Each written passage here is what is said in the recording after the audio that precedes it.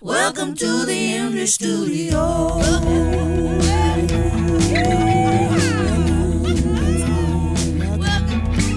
Welcome to Indie Studio. My name's Britt, I'm your host, and for today's episode we have a very special guest joining us. Welcome, the beautiful, the stunning Dublin Rose. Welcome. Hey everyone. Nice to meet you all. I'm Dublin Rose. We're so happy to have you here today, Dublin. For our listeners who might not know you yet, could you give a little self-introduction? Well, my name's Dublin and I am a third-year student at QUT studying music. I do solo stuff and I have a three-piece backing band performing indie pop, rock, like a bit of folk. I know that's like everything, but it's very a mix between like whimsical and also like girly, like sassy vibes. I play the guitar and sing. Yeah. Great. So you're pretty established as a musician. What's your musical background looking like? When did you start? How'd you get into it?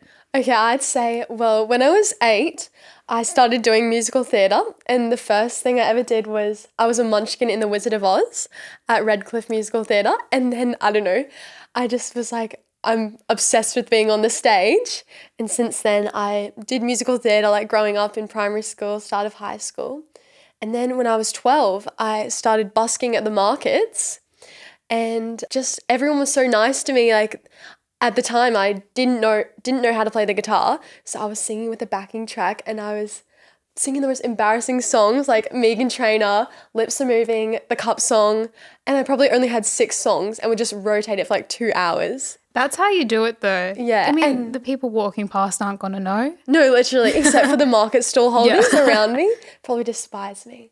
But because I was young, everyone was so generous and like, oh, sweet girl, and then like handing out, and I was like making money as a 12-year-old. Like, It was a lucrative wow, business. I should do this, yeah. Yeah. And then eventually I was like, oh, I should probably learn the guitar instead of having this backing track. And then I did. And that then made me write songs because I was able to control everything with the guitar. Yeah. I feel like that's such an organic way of like getting started. I had a very similar sort of trajectory of starting as a busker Really? on the street. Yeah. Massive. At markets and that kind of thing. My sister and I would do it together. And it's that cute factor of people being like, exactly. we had some pretty lucrative days.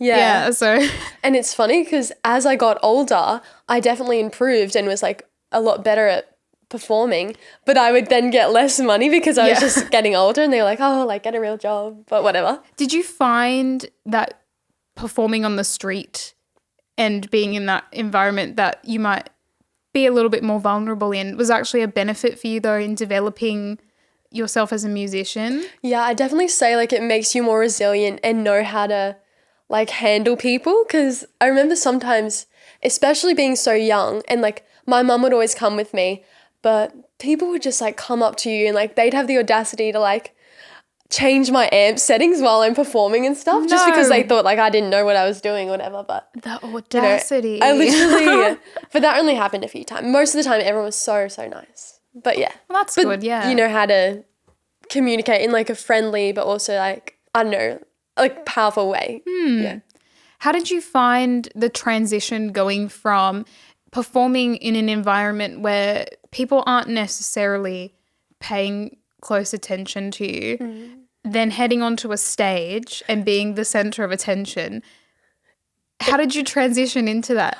Oh, it was actually, the difference between the two is so fun and amazing, because at the moment I still do perform like bar and cafe gigs where I am still like background music, but then the separation between that and then doing like a gig with the band, a headline show, playing all my original songs, it's amazing because everyone really wants to be there and they're so invested in your music. But I did back then, even while I was playing at the markets, I would occasionally play at like the Iron Bumpin' Festival or little festivals around Sandgate, which is where I grew up. And so I would have my like 20 minutes on the stage to play guitar and people would watch me for a moment, and that was when I was like, I want to write songs, I want to be a singer.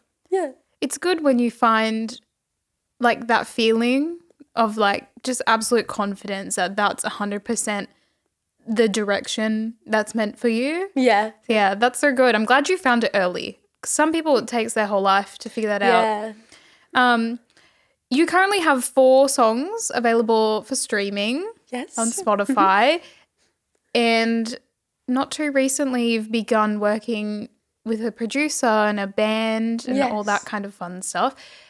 How has that production process differed from the past where you've been self-producing your own stuff? Yes. Well, the first 2 songs that I released on Spotify, I released when I was in grade 12, so that was in 2021. And I'm not sure of the quality, but I made them on GarageBand. I recorded it like with a little mic in my bedroom. And then the third song that I released, The Last Night of Summer, which came out like almost exactly a year ago on the last night of summer last year.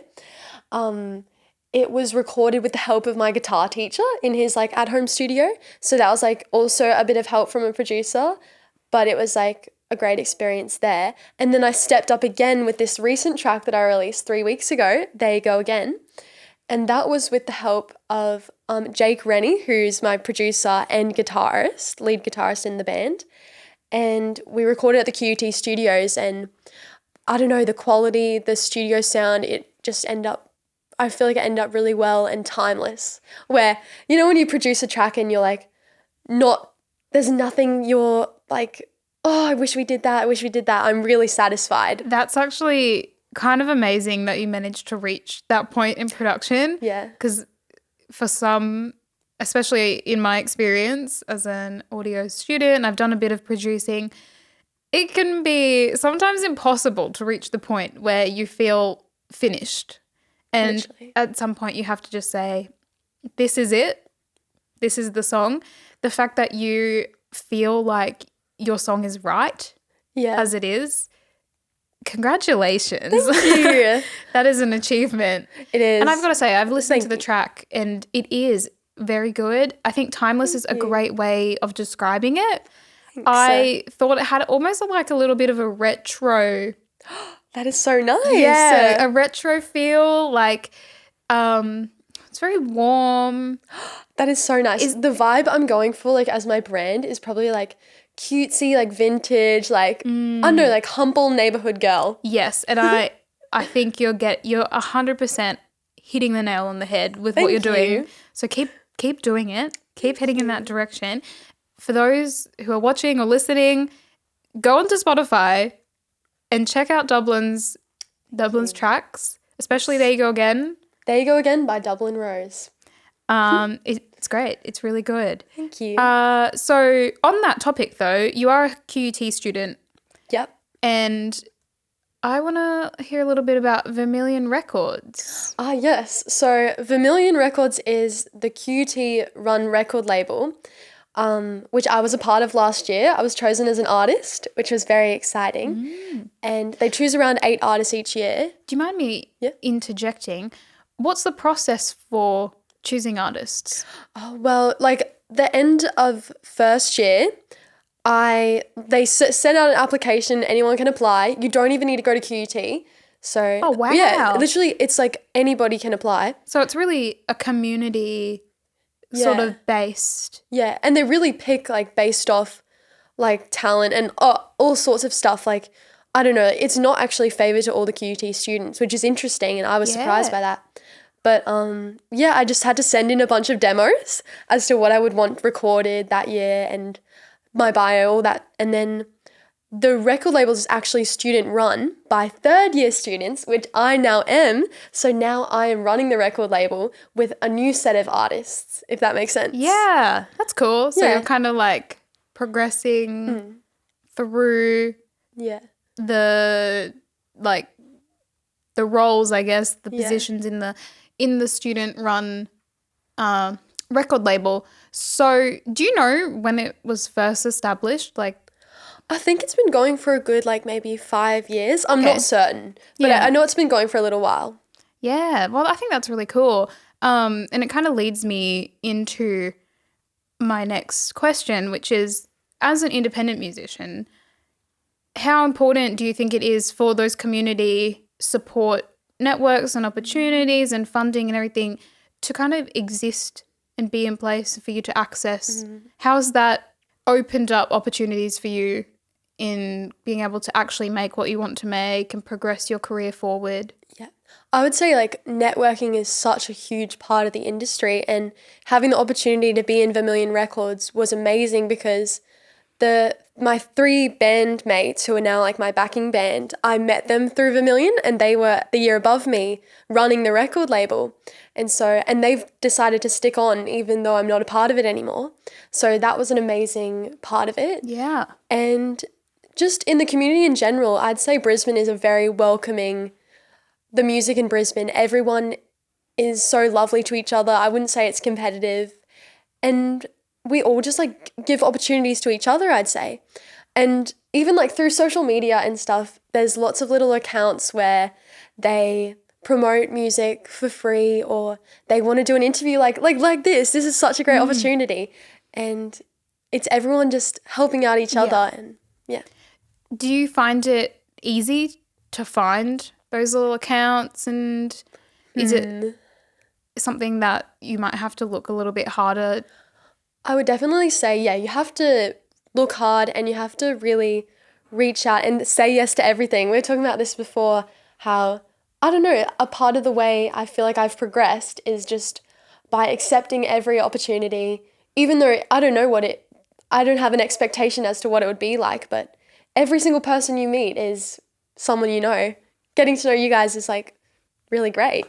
Absolutely. Getting to know you too. Thank you. So you're a songwriter, first and foremost. You're a performer. You perform your own songs. You're like studying songwriting. It's very much what you want to do. What's your creative process look like in terms of coming up with music? And okay, I'd say I wrote most of my songs like in my bedroom with my guitar, and most of the time I would say I come up with a lyrical hook or a melody. Like a melody will always come with the lyric, and then I will go, if I have enough words to then progress that into an entire song, I'll pursue it and the song will just evolve naturally in a way. But a lot of the time I'm that terrible person who just like scraps songs all the time, and I've got half-finished songs everywhere. But I feel like that's everyone. And yeah. It's, maybe it's one of those things where you write something, you shelve it, and then who knows, somewhere down the line it might be exactly what you're looking for. Exactly. I've got it all hidden in my notes folder. Every single thing I've ever written. Every single thing. Yeah. That's probably, that's good. Good, yeah. Have you ever worked collaboratively in terms of songwriting? We do that at uni and stuff, but I would say it's actually not a strength of mine. I find it hard to work specifically on lyrics and songs in a group because for myself, for my artistry, I try to make it really personal and really niche and very, I don't know, like I want my songs to represent exactly who I am. And then when I have to like write a song with someone else who like it may be more generic, I then just don't enjoy the song itself in a way. But working with others is always great. Yeah. There's always something to be learned. Yeah, that's what I want to improve on, because in the real world, songwriting is often done in groups, and so it would be good to get better at that. Who are some of your kind of creative inspirations? My influences, I would say Kate Miller-Heidke. I don't know if you know her. Oh yeah, perfect. She's amazing. An icon of Australia. And I like Stella Donnelly. I like Kate Bush. Another I agree. icon, yeah. Taylor Swift, Ovi. Who else? Morat. Do you want to hear something crazy, guys? Yes. Morat follows me on Instagram. Well, I'm not kidding. It's real. And she's been following me for like almost like 2 years. How'd Pretty that crazy. happen? Because I met her at Laneway, and I like got my shirt signed by her like at the little lineup, and I said, like my name's Dublin. I told her about how I wrote this essay about her to enter like my uni. Like you had to write someone who inspired you. And she was like, wow. And I was like, I play music. And she was like, let me follow you. And I was like, oh my God, that's the nicest thing in the world. And she hasn't unfollowed me. I mean, very impressive. That's a claim to fame. Literally, that's like the biggest flex of my entire life. Good flex to have. Yeah. It's like your little party fun fact. Party trick. Exactly. Yeah. Just bring that up. Literally. Put it on your resume. I should.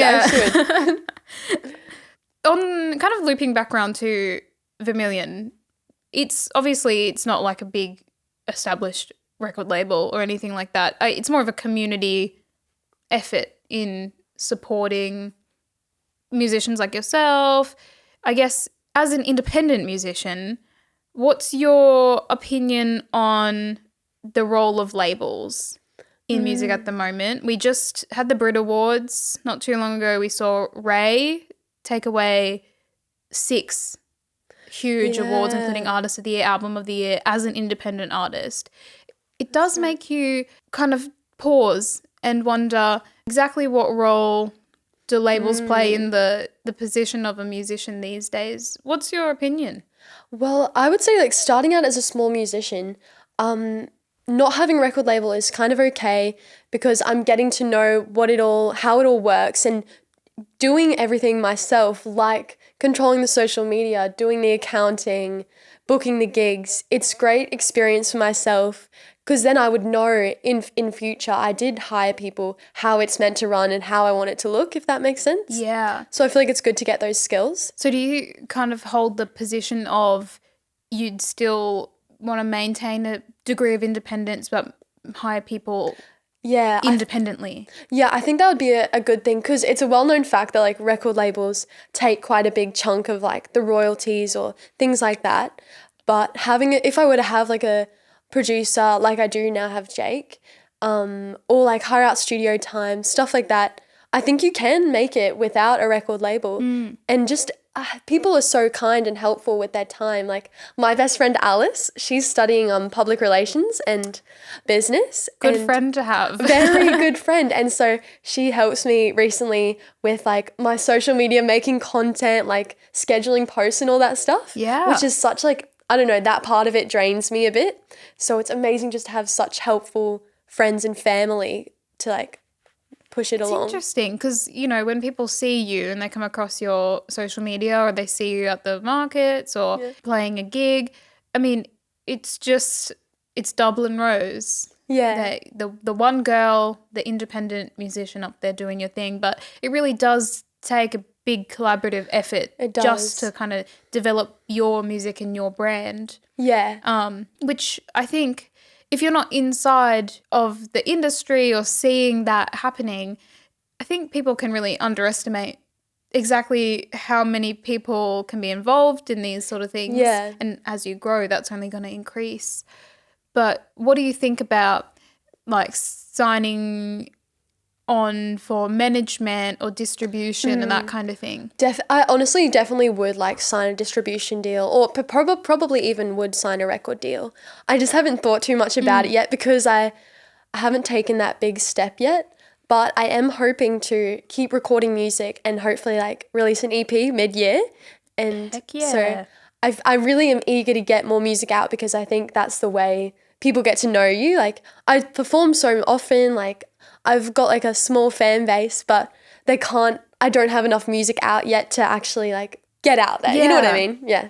So in terms of releasing music, have you seen, like you just recently released There You Go Again, did you see a fair bit of growth come from that release? I did. It's like reached 5,000 streams within the month that it. Wow. Which, I mean, that's not like crazy or anything.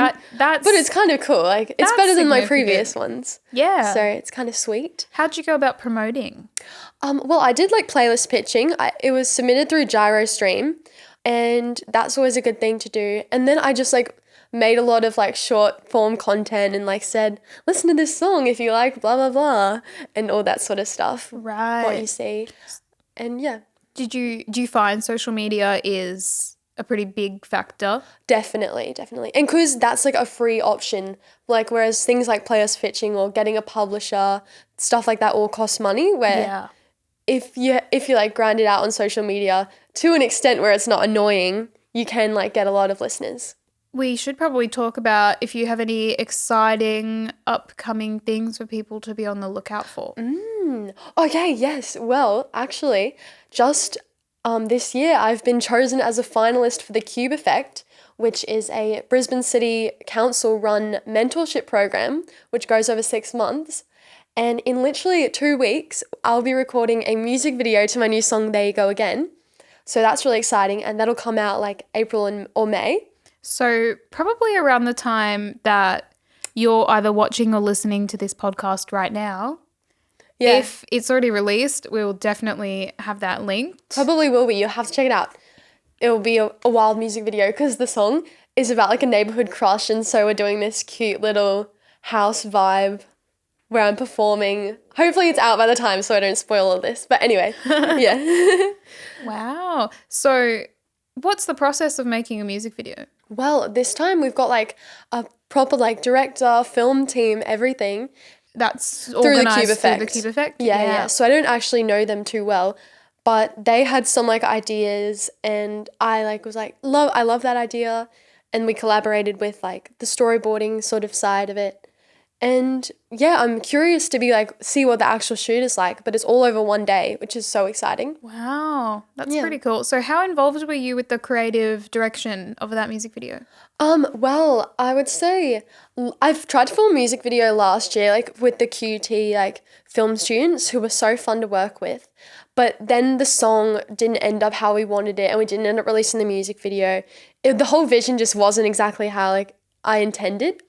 And I realized that in that instance, I planned the whole music video. Like I had all these visions because I was watching like these extravagant narrative music videos and was like, this is what I want.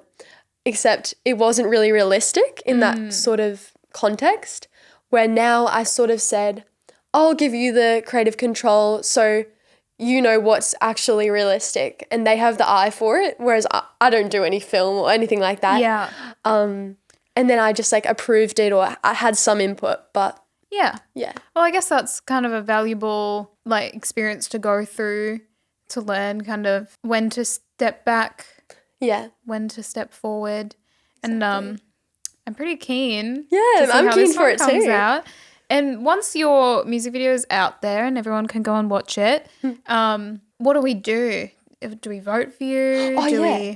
Well, then like with the Cube Effect, we'll also be doing like a performance. I think it's going to be held at the Triffid. So there's 20 finalists, so everyone will perform. And then there's like an award ceremony where I think there's 5 awards that get given out. There's like the People's Choice Award, which everyone can vote for. So we'll have to put that out there. And then there's like a Splendor in the Grass Award where someone gets to perform at Splendor, which is so crazy. And then the other 3 awards are like Songwriting Award, and then I can't recall the other 2, but they're all really like cool. Yeah. So who is who's the people behind the Cube Effect? Well, it's like heaps of like industry professionals from Australia, but there are some like big names like Bernard Fanning, Hope D, like lots of like cool. Yeah, it's so cool, and they are the mentors. Wow. So it's pretty wild. That's so good. That's so cool. Yeah, it's so fun. Wow. So it's very much like a industry based project. Yeah. It's good that those sort of things exist. I know. I think it's only been going for like 3 years maybe. Oh, wow. So it's really exciting. quite new. Yeah, really Well, exciting. definitely, if you're listening from Brisbane or watching, hello, people on YouTube, you can go and follow the Cube Effect. Yes. Follow Dublin. Yep. And get amongst it. This is the best way to see all the new talent that's popping up in Brisbane. This city is full of phenomenal musicians. A lot of my friends, like the 20 artists, like include like a bunch of my friends, and I don't know, like I just feel like I've gotten to know so many people now that I know a lot of them. Seems like a great way for anyone who might be wanting to get amongst the music scene in the city. This seems like a good option for finding kind of an entry point and seeing who you might like, because it's a fairly diverse roster of... Yeah, there's like bands, soloists, like folk stuff, like rock, like, and different age groups. Like it's not all just like young people, mostly young people in a way, but like there's no restrictions as to like who got in and stuff. Yeah. Wow, well, that's exciting. Yeah. Now I want to like look at the big vision for Dublin Rose. Ooh. If you could like paint the next 20, 30 years of your career, what are we looking for? What are we looking at? Okay, I don't know if I want like world stardom. I think that's a bit extreme for me, but I'd love to have like a really like cult following, like even in Australia, like that would be so cool just to be like an Australian female music icon. Yeah. Like those people I listed, like Kay Malahaiki. She's so amazing, and she's like written scores for musicals. I just want to try everything in a way. Yeah. And I just want to release heaps of my own songs and for everyone to like it.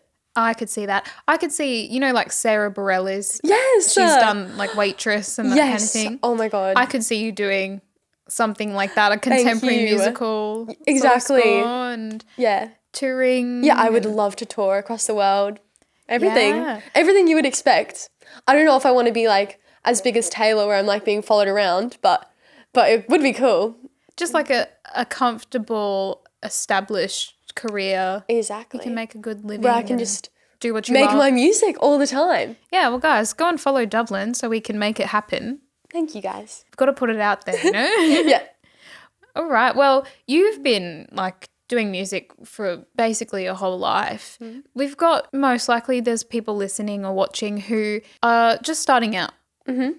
As somebody who's very well established, what sort of advice would you give to people who are trying to do what you're doing but just beginning? I would say like getting like great at performing is a good thing to do. Personally, I went to a lot of open mic nights, and then from that got given like a regular spot at a venue where I would perform solo sets, and it's just such an amazing way to practice. You get paid to practice basically, and it's so good. And then I would say make business cards. I remember like handing out these little pink business cards to all these random places and just saying, oh, like, would you consider having me play? And then literally it was so successful. You just got to put yourself out there all the time. So you physically went to venues Yes. and like cafes, Yeah. bars. As soon as I turned 18, I like bought business cards, like maybe 250, and then just like to local places who I know had like Sunday sessions or something. Yeah. I'd hand them out, and then they'd see my face and be like, oh yeah, let's do it. Do you keep an eye out for open mics and These days I don't even like, I've like progressed now a bit more like where I'm just like getting regular gigs. I don't really need to do the Wow. open mics, but they are still super fun. that's good. How regular? Well, literally last week I had 4 gigs, which was crazy. But that's not too normal. It's usually probably like 1 or 2 a week. Yeah, that's good though. How did you progress from kind of doing like free gigs, volunteer opportunities into finding paid opportunities? I would say, like what I was saying, people often, when I would do an open mic night, is they'd say, oh, like, we love your sound. Would you consider doing a 3-hour set next weekend? Right. And then that would be a paid gig. So it's pretty great. It's like reach out to you. Yeah. And it's got to the point where now I do, like, I'm literally living my dream. Like, I'm making all my music, like making my living through performing and making music. And one other thing is that I also do support work, playing music with a lady that has Parkinson's, who lives the street next to me. Her name's Linda, and she's the coolest. Go Linda. Yeah. She's yeah. like, was a professional violinist, and just like this really cool, eccentric lady. And once or twice a week, I'll go to her house and we'll have a little jam session. That's so cool. Yeah. That's so great. It's awesome. So, yeah, I think that's so good that you're able to make your living off of gigs. Did you have to establish yourself like with an ABN? Is it like a contractor kind of Yeah, the tax and all situation? that gets so tricky because every little thing I do, including the support work, is all like sole trader. You have to invoice everything. You have to keep track, Excel spreadsheets, everything like Yeah. that. But And you do that accounting yourself? I do it all myself, which is hectic. How was that learning curve? I would say I'm literally still learning. It's so tricky. I'm actually literally was just considering potentially getting an accountant or something to help me out because now I have the band. I'm also managing that and it gets a bit trickier. But Right, and do you pay your band members? yes, for all the gigs, just like divided equally and all that. Do you find, like, does the pay rate change much between you performing on your own versus with your band? Interestingly, yeah, performing solo is always obviously going to be like you're going to get paid a bit better because you don't have to split it. But you do get a high rate when you're as a band. And I guess the funny thing is like when I play solo, it's very effortless. I just bring my guitar, my amp, and I perform for 3 hours, say. Whereas with the band, it's only a 45-minute set. So of course we're going to get paid less in general. But then it still takes the same amount of time because we've got to like load everything up, do a sound check. Yeah. So yeah, it is a lot more effort, but it is also a lot more fun. So it's You think it's worth. It's worth Yeah. it. Yeah, it's definitely worth it. So, in terms of being paid to play in local venues and bars and whatnot, how do you negotiate your pay rate? Is there a fixed rate that venue offers everyone, or kind of does it differ? Honestly, there's like a pretty standard rate across all of them. And I have sometimes tried to say like, oh, like reckon I could do this if, for example, like raise it a bit higher if the venue's a bit further for me. But often like sometimes they don't do that. But recently, and like in the last year, I've also been playing at weddings. I've played at like 6 weddings. You're doing it all. I know, it's crazy. Which like- that pays good. She just says yes. Oh, yeah, exactly. I actually just got asked to play at a wedding in Toowoomba. And I was like, I originally said yes, but now I'm thinking about it. I'm like, how the hell, like, am I going to get home? Like, it's so far. How far is it? It's just under a 2-hour drive, depending Yeah. on which part of Toowoomba you're going to. Yeah, yeah. But it is a very beautiful little Yes. city to go and visit if you... And a wedding's always sweet. Yeah. Do you know where the venue is? No, I can't recall. Oh. I don't think it's been decided yet. Oh, that's But okay. want to hear something interesting? I have never been invited to a wedding, only ever performed at them. Wow. I've never been a guest. It's Well, I so guess strange. Maybe when you're eventually invited to a wedding, Yeah. you'll be all over it. Exactly. You'll Yeah, have seen them all. I'll know the routine. Wow. So how did you end up getting wedding gigs? Oh, I'm trying to remember the first wedding I played. Oh, okay. So my sister works at a fish and chip shop in Sandgate, and they have like a little event venue to the side. And someone was getting married on the waterfront and wanted to have like a cute little small like acoustic vibe while they were having dinner at the shop. So it was like a cute little small wedding, and they asked me because I'm like a local girl. So I did that, and then I did a second wedding there. And then I guess I just had on my resume that I did weddings, and then it just branched out. Wow. So, yeah, pretty random. So was it word of mouth that people found you for that, or? Yes. Another wedding I did get was from busking at the market. Someone took my card and said, oh, like I'm having a wedding in September, blah, blah, blah. I am actually playing a wedding in September at Burleigh Heads, Oh, wow. which will be crazy and cute. So in terms of weddings, those are obviously a little bit different than venue gigs. How do you go about pricing your services? Depends on the place, on the distance, but it probably would like double it because people, it is more important. Like I have to have a really specific set list. Like I can't play my original songs, and I can't promote myself. Well, I guess you could, but I don't want to like promote myself too much at a wedding, of course. So yeah, that's why you'd raise it a bit. Yeah, for sure. So have you ever done a ticketed event? Yes, I have. Only like that's recently having the backing band. So people often ask, like when I say band, it's still Dublin Rose and then 3 boys who back me up while I play my original songs.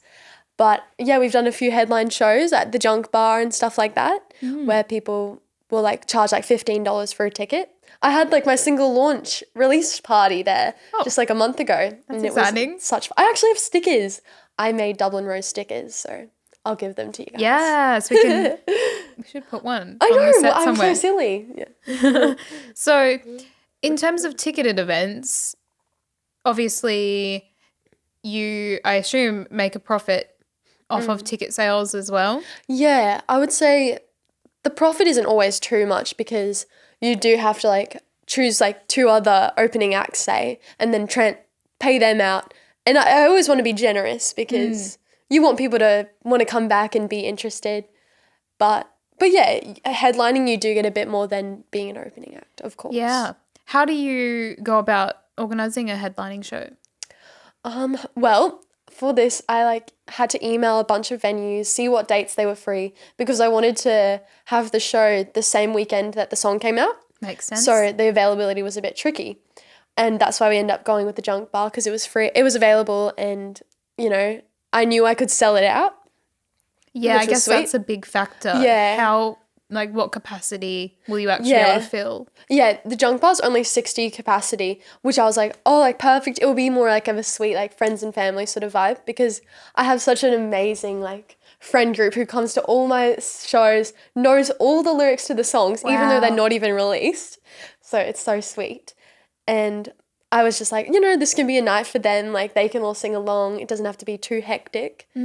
And yeah, so I emailed about venues, people got back to me, and then I decided on that. And then I had to make like the ticket link through Human Tix is what I use, like the ticket sales website thing. You know what I'm talking about? Yeah. Yeah. So organize that and then decide on 2 artists I wanted to open for me. And then, yeah, just had to text everyone all the details. Wow. And I made my own poster, everything. Yeah. It's a huge undertaking. It's huge. It's great that you're able to do it. Thank you. Yeah. Just Multi-talented. Oh, I don't know. No, thank you. I try to like do all this stuff. Actually, through my course I have a minor a elective every semester, and because I was having to design posters, logos, cover art for my song and all that, I was like just like so overwhelmed by that process. I was like, I'm not good at it. This is not my thing. And of course, like you could have someone, and I did get help eventually. But I was like, damn, like I want to get better at this. So now I'm doing visual communication design. Wow. And doing like Adobe Photoshop and stuff, which should be good as my elective this semester. I guess, yeah. Do you like think it's a good idea for people to pick up additional skills to have those in your back pocket?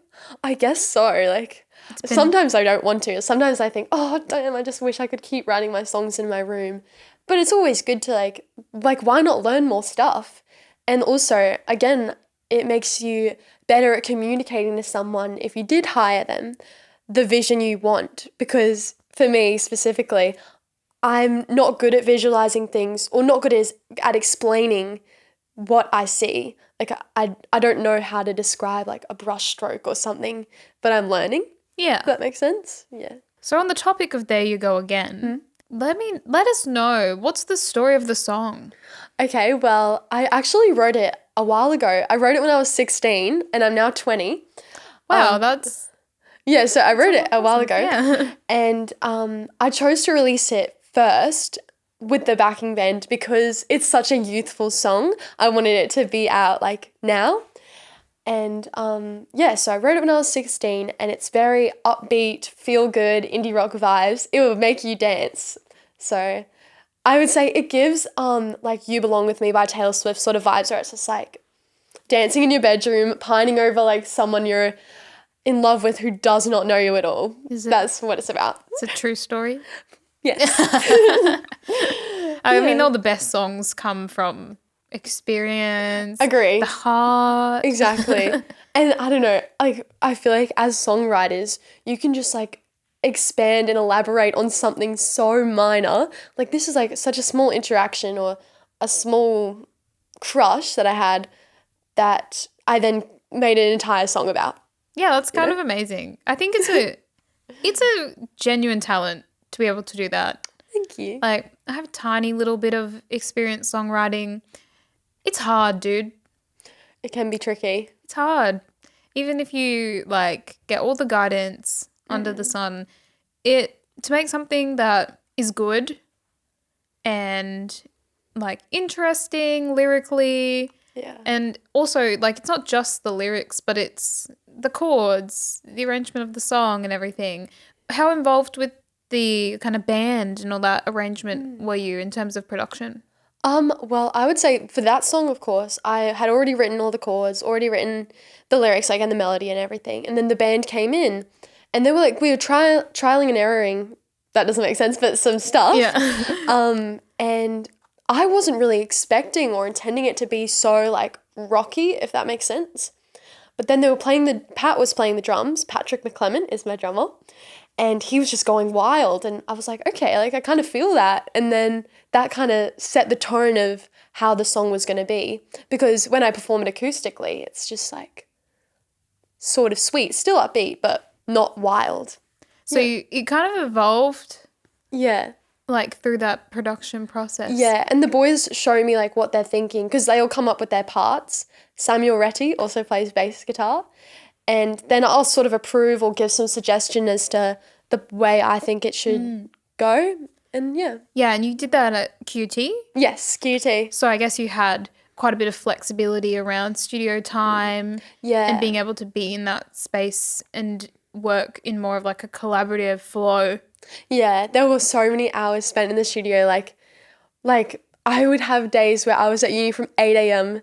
like for class till then 4 a.m. like Wow. recording in the studio all night, and it would just be and then I'd have like uni 9 a.m. the next day, and it was like a deathly moment in time where I was exhausted. But I'm kind of surprised they allow you to stay open that late. yeah, it's the studios are 24/7. Oh, jealous. I know, it's pretty crazy. Yeah, and so it's pretty good. Yeah, that's cool. And I guess, how has that kind of prepared you? Because obviously once you've finished at QUT and you don't have access to those resources anymore, you'll be looking for like local studios and spaces you can rent out or like go to. There's a lot of places in Brisbane. Yeah. But obviously there's now a cost associated with studio time. Do you feel like this has informed your creative process for the future? Yes, I would say that from what I can see, there would be a big difference between recording at QUT, having like the time to just like, you know, have a break, do what you need, like experiment with different tones, like different amps and stuff. Whereas in a professional studio setting, you have like 9 hours, say, to record a song, and each hour is a high pay rate. But then it's kind of in a good way, you get the song done so much faster. Yeah. For the EP I'm thinking of releasing, I am actually considering getting it professionally recorded so that it can be out within like the next few months, if that makes sense. Where Jake, who produced There You Go Again, is such an amazing producer, so hopefully I could get him to help out with the production of that. But because QUT, like you have to hire out the studios, it's in such high demand, everyone wants to get in. You can only do it, say, once a week, and then we're still all learning that it just can get a bit tricky and take a longer time. That makes sense. I have heard that sometimes being limited in any kind of way, so maybe by time, by resources, by whatnot, can actually inspire creativity. Yeah. Just in the sense that you like don't have all the time or all the resources in the world to make something, so you're put in a box and you have to make something within that box. It might not be something that you could have expected because you're not overthinking it. Exactly. That's a good way to put it. Cool. Well, I think we should listen to some of your music. What do you say? That. Would Yes, you I'd play a love little to. something for us? I would love to play for you guys. Great. Well, in just a second, we're going to get Dublin set up to play us some music. But thanks for coming in. Thank you for having me. We're It's been so fun. happy to have had you here in the studio. You've been a pleasure to chat with. Guys, go follow Dublin, listen to her music, give her lots of love and attention. I'll tell you guys how to follow me. Spotify, Dublin Rose. My Instagram is Dublin Rose _ Facebook, Dublin Rose Music. You just search Dublin Rose and you'll find me. Great. Well, let's listen to some Dublin Rose. Perfect.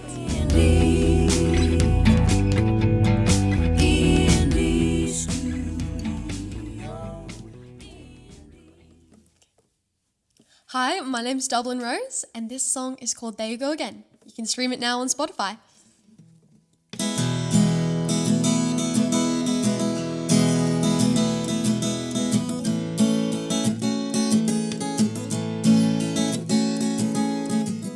I walk past your house on my way to school. Adjust my hair as I go past your window. We've only spoken once or twice. Wonder if you know you're the reason I can't sleep at night.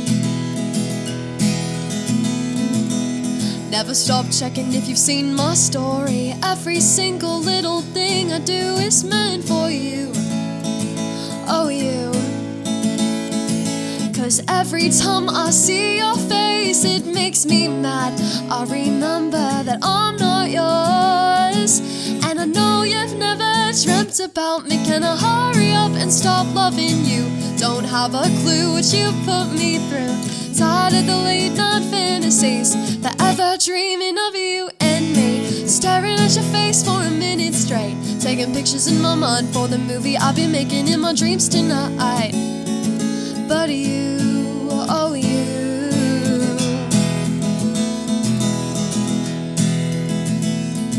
but you do have a girlfriend we never talk about, and I don't even know her name or anything like that. And I remember one time you told me how I was helping you with your mental health.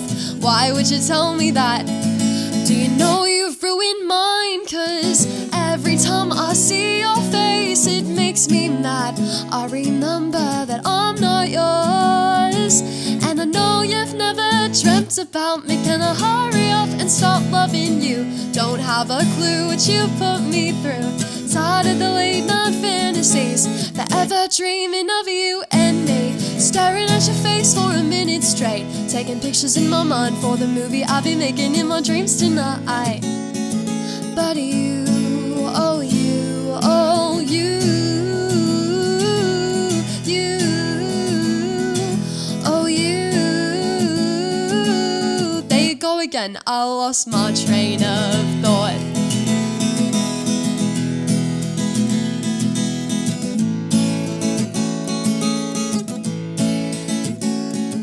Here's hoping you'll never hear this song, but if you did, would you sing along? And if I were to read your mind, would I like what you had to say? Or should I hurry up and stop loving you and forget all the songs I wrote for you?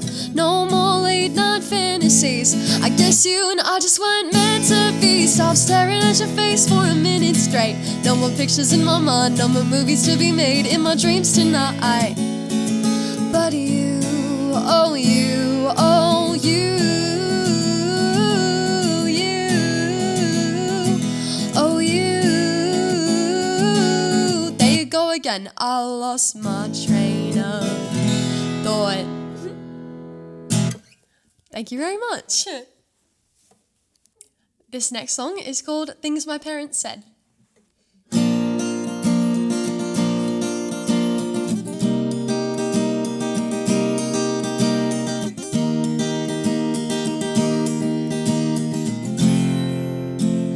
I can't get to sleep. I had too much sugar before I went to bed, starting to believe the things my parents said. Didn't bring my jacket when you told me to. I froze, but I wouldn't admit that to you.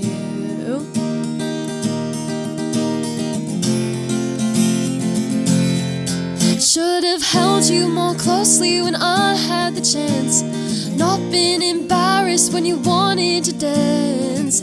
Many things I still don't understand, but I can't hold your hand anymore.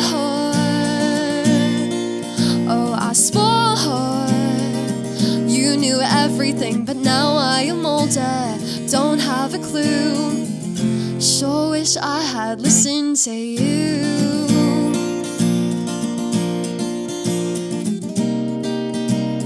I can't close my eyes, 'cause I'm terrified that I could have done so much more. Built me up, said you were proud, but what have I got to show for all that you did? Well, I guess I'm still just a kid, but I'm not a kid. Should have held you more closely when I had the chance, not been embarrassed when you wanted to dance.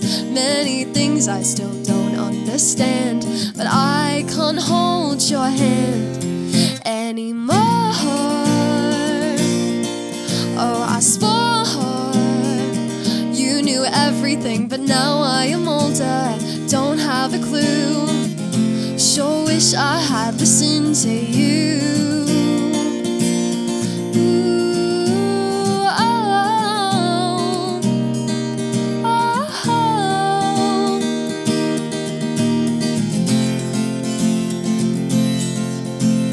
Thought I'd like it on my own. Call me on the telephone, reminding me I'm not ready to let you go. Please don't go. I'm not getting any wiser. I'll start trying harder. You said my best was enough, but I swear this dream gets further and further. Can I do it anymore? Oh, I swore you knew everything. Now I am older, don't have a clue. Sure wish I had listened to you. Oh, oh, oh. Sure wish I had listened to you.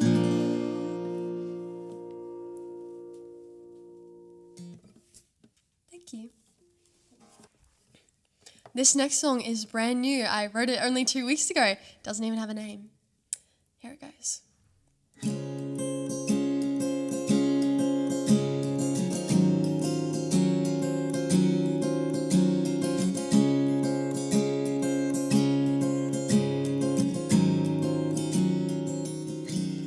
I haven't been too far yet, but I hope I'm going places. Yesterday already feels so far away, and I can't keep wondering what's to become of me. Looking around, I can barely describe what I see. So I'll follow the clouds, I'll follow the waves. Might disappear for a year or a day.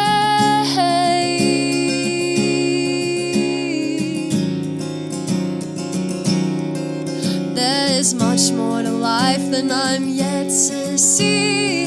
Only a fraction of who I'm meant to be.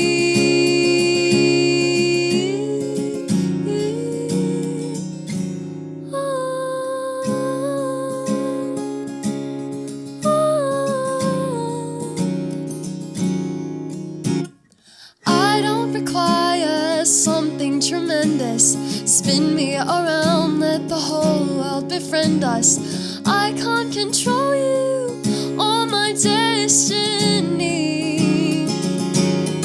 So let's follow the clouds, let's follow the waves. Might disappear for a year or a day.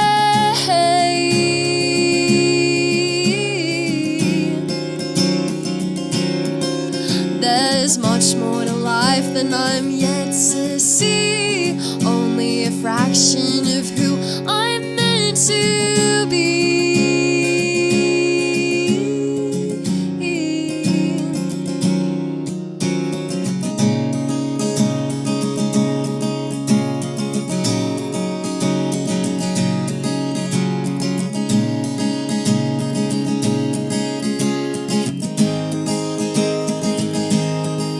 I've kept myself occupied. Have I held on too tightly to a plan that wasn't meant for me? Should I let it all go? Do as I'm told and sit quietly. There's something out there, I just have to find it. No one can tell me it's not the time for it. I'll float away. I've got so much to say. So I'll follow the clouds, I'll follow the waves. Might disappear for a year or a day.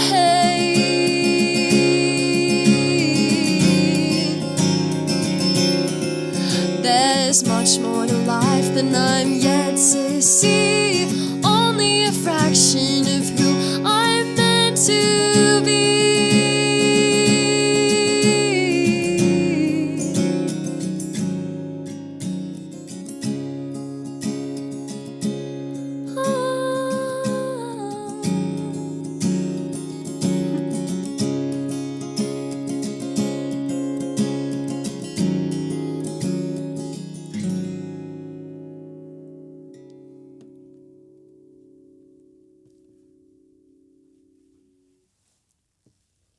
Thank you very much. Thank you guys.